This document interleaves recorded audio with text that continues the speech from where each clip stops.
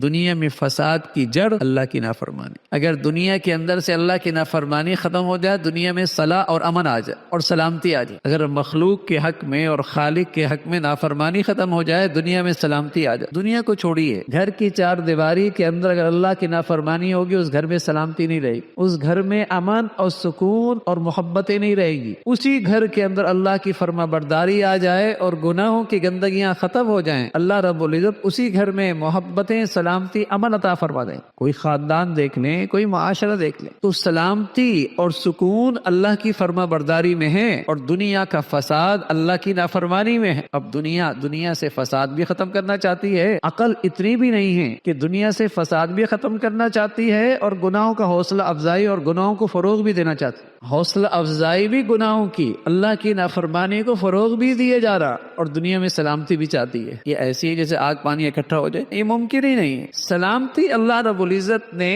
اپنی فرما برداری میں رکھی اور یہ قرآن میں ظہر الفساد فی البر والبحر. یہ جو تمہیں زمین میں فساد نظر آ رہا ہے اور خشکی میں فساد نظر آ رہا ہے اور سمندروں اور دریاؤں میں طغیانیاں نظر آ رہی ہیں، بما کسبت ایدی الناس، یہ لوگوں کی نافرمانی کی وجہ سے، یہ اللہ کی نافرمانی کی وجہ سے ہے. کوئی آدمی اپنے گھر میں سلامتی چاہے اور اللہ کی نافرمانی کے ساتھ، یہ ممکن نہیں ہے.